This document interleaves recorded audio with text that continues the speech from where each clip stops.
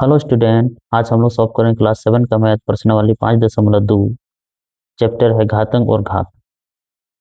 प्रश्न संख्या 3।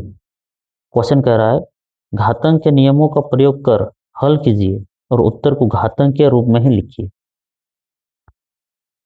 ये जो पहला क्वेश्चन दिया है 625 गुना 27, इसको घातांकीय नियमों का प्रयोग कर हल करना है और उत्तर को घातांकीय रूप में ही लिखना है।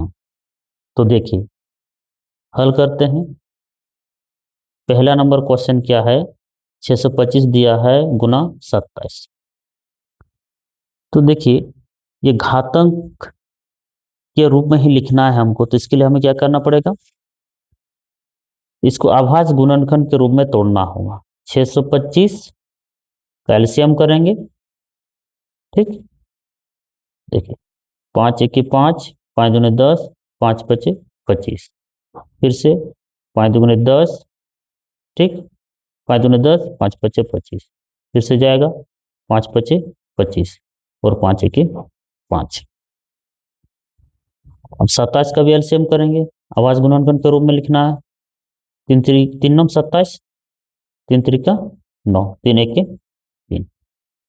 ठीक, तो देखिए 625, 625 का क्या है 5 गुना 5 गुना 5, और 27 का आवाज गुणनखंड क्या है 3 गुना 3 गुना 3। ठीक, तो देखिए 625 को हम लिख सकते हैं 5 इंटू 5 इंटू 5 इंटू, और एक 5 है ना 5 यहाँ, और एक 5, और 27 का 3 इंटू 3 इंटू 3। आप देख सकते हैं 1 2 3 4, 5 कितने टाइम्स है, कितना बार आया है 4 बार।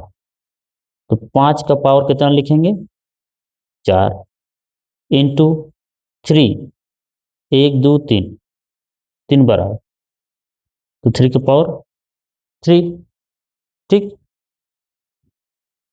तो ये मेरा हो गया घातांकीय रूप। ठीक,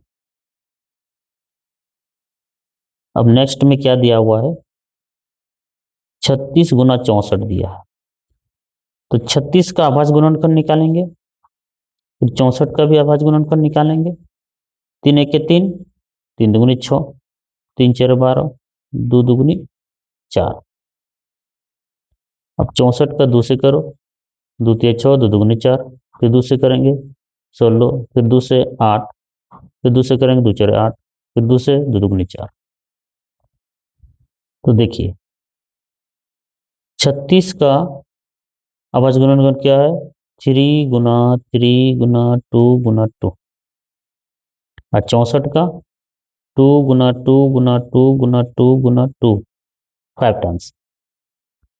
तो देखिए 36 का घातांकीय रूप कितना हो जाएगा, तो लिखते हैं 36 गुना 64 का घातांकीय रूप। ठीक,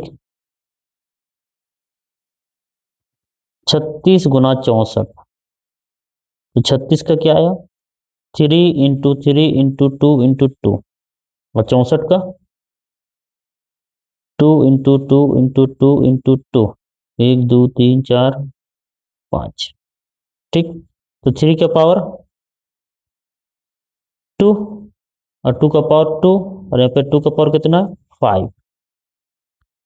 अब पहले बता चुके हैं कि a का पावर m और a का पावर n दोनों में बेस सेम रहेगा, बेस सेम है, और ऊपर में प्लस रहेगा तो प्लस और माइनस रहेगा तो माइनस, तो बेस सेम रहेगा तो बेस को ही लिखना है, और m प्लस n, यदि माइनस में रहेगा तो माइनस लिखेंगे।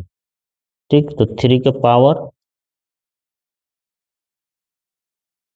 2, और यहाँ 2 का पावर 7। ठीक, एलसीएम से किए ना, 3 1 3, 3 दूनी 6, 3 4 12। ठीक है, तो ये मेरा क्या बना 2 का पावर 7 इंटू 3 का पावर 2, ये मेरा घातांकीय रूप हुआ। ठीक, अब नेक्स्ट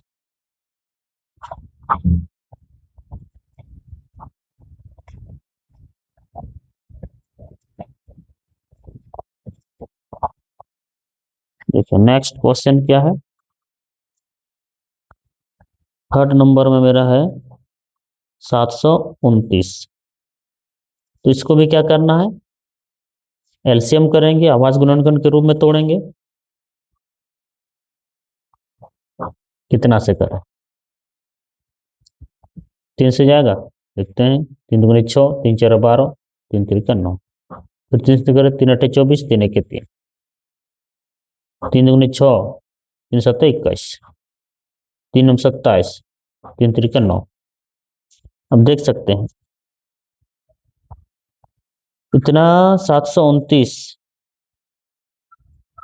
का अभाज्य गुणनखंड कितना आया, 3 × 3 × 3 × 3 कितना बार है, 1 2 3 4 5 6 बार, 1 2 3 4 5 6 बार। ठीक। तो 729 का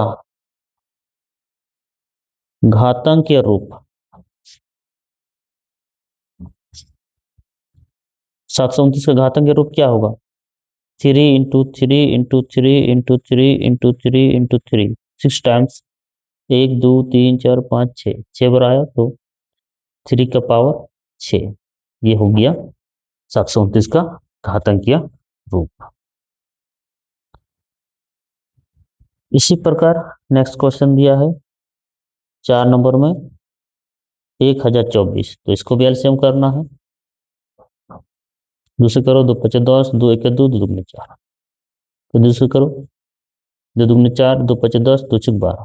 फिर दूसरे डिवाइड करो, 2 × 1 = 2, 2 दूनी 4, 2 × 8 = 16। फिर दूसरे करेंगे, 2 × 12, 2 × 4 = 8। फिर दूसरे करेंगे 32। फिर दूसरे 16। फिर दूसरे करेंगे 8। फिर दूसरे 4। फिर दूसरे करेंगे 2। कितना टाइम्स आया, 1 2 3 4 5 6 7 8 9 10। इतना का आवाज गुणनखंड कितना आया, 2 × 2 × 2 × 2 1 2 3 4 5 6 7 8 9 10। ठीक। तो इसका घातांक के रूप कैसे लिखेंगे, तो 1024 का घातांक के रूप ले सकते हैं। 2 का पावर कितना है, 1 2 3 4 5 6 7 8 9 10। 2 का पावर 10। ये मेरा हो जाएगा आंसर। ठीक।